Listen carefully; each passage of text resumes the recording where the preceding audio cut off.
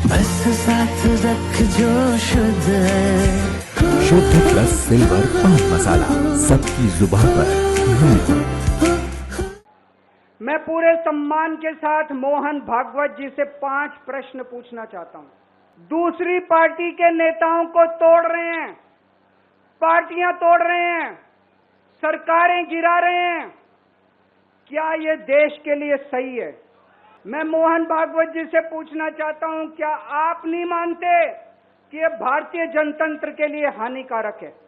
क्या इस प्रकार की राजनीति से आप सहमत हो? क्या आपने कभी ऐसी बीजेपी की कल्पना की थी? आरएसएस बीजेपी की मां समान है कि नहीं है? क्या बेटा इतना बड़ा हो गया कि मां को आंखें दिखाने लग गया? ये आरएसएस वाले कहते हैं हम राष्ट्रवादी हैं, आरएसएस वाले कहते हैं हम देशभक्त हैं। आज मैं पूरे सम्मान के साथ, आरएसएस के प्रमुख हैं श्री मोहन भागवत जी, मैं पूरे सम्मान के साथ मोहन भागवत जी से 5 प्रश्न पूछना चाहता हूं और आपका समर्थन चाहता हूं। अगर मैं कोई गलत प्रश्न पूछूं तो बता देना, और सही प्रश्न पूछूं तो मैं आपसे हाथ खड़ा करवा के पूछूंगा। मेरा पहला प्रश्न है मोहन भागवत जी से, जिस तरह मोदी जी देश भर में लालच देके या ईडी और सीबीआई की धमकी देके, डरा के दूसरी पार्टी के नेताओं को तोड़ रहे हैं, पार्टियां तोड़ रहे हैं, सरकारें गिरा रहे हैं, क्या ये देश के लिए सही है? मैं मोहन भागवत जी से पूछना चाहता हूं, क्या आप नहीं मानते कि ये भारतीय जनतंत्र के लिए हानिकारक है? पूछना चाहिए कि नहीं पूछना चाहिए मोहन भागवत जी से? मेरा दूसरा प्रश्न है उनसे, देश भर में सबसे भ्रष्टाचारी नेताओं को मोदी जी ने अपनी पार्टी में शामिल करवा लिया। जिन नेताओं को कुछ दिन पहले मोदी जी ने खुद सबसे भ्रष्टाचारी बोला, जिन नेताओं को अमित शाह जी ने खुद भ्रष्टाचारी बोला, कुछ दिन के बाद उनको बीजेपी में शामिल करा लिया।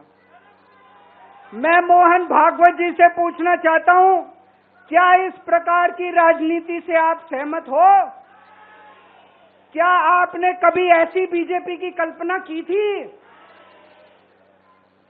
पूछना चाहिए कि नहीं पूछना चाहिए मोहन भागवत जी से? मेरा तीसरा प्रश्न है मोहन भागवत जी से, बीजेपी आरएसएस की कोख से पैदा हुई है कि नहीं है?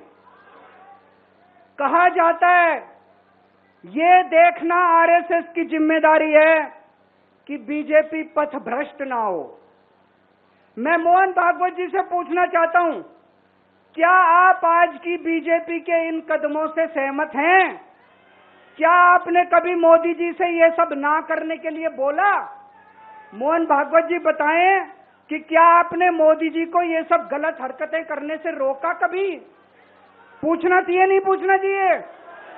मेरा चौथा प्रश्न है मोहन भागवत जी से, जेपी नड्डा जी ने लोकसभा चुनाव के दौरान उन्होंने कहा कि बीजेपी को अब आरएसएस की जरूरत नहीं है।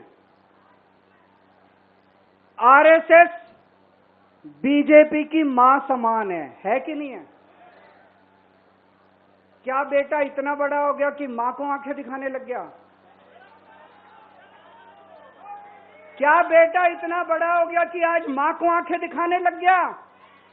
जिस बेटे को पाल पोस के बड़ा किया, जिस बेटे को प्रधानमंत्री बनाया, आज वो बेटा पलट के मां को अपनी आंखें दिखा रहा है। मातृतुल्य संस्था आरएसएस, आज वो बेटा अपनी मातृतुल्य संस्था को आंखें दिखा रहा है।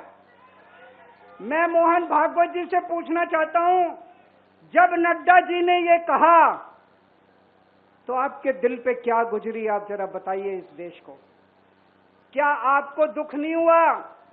मैं आरएसएस के हर कार्यकर्ता से पूछना चाहता हूं, जब नड्डा जी ने कहा कि हमें आरएसएस की जरूरत नहीं है, क्या आरएसएस के हर कार्यकर्ता को दुख नहीं हुआ? मेरा 5वां प्रश्न मोहन भागवत जी से मैं कहना चाहता हूं, आप ही लोगों ने मिलकर कानून बनाया था कि 75 साल के होने पे कोई भी व्यक्ति रिटायर होगा। इस कानून के तहत आडवाणी जी को रिटायर कर दिया, मुरली मनोहर जी जैसे बड़े बड़े नेताओं को रिटायर कर दिया, बीसी खंडूरी जी को रिटायर कर दिया, कलराज मिश्र को रिटायर कर दिया, शांता कुमार को और पता नहीं कितने लोगों को रिटायर कर दिया। अब अमित शाह जी कह रहे हैं कि ये नियम मोदी जी पे लागू नहीं होगा। तो मैं मोहन भागवत जी से पूछना चाहता हूं, क्या आप इससे सहमत हो कि जो नियम आडवाणी जी पे लागू हुआ वो मोदी जी पे लागू नहीं होना चाहिए? आप ये पूछना चाहते हैं कि नहीं पूछना चाहते? पूरा देश आज मोहन भागवत जी से ये प्रश्न पूछना चाहता है।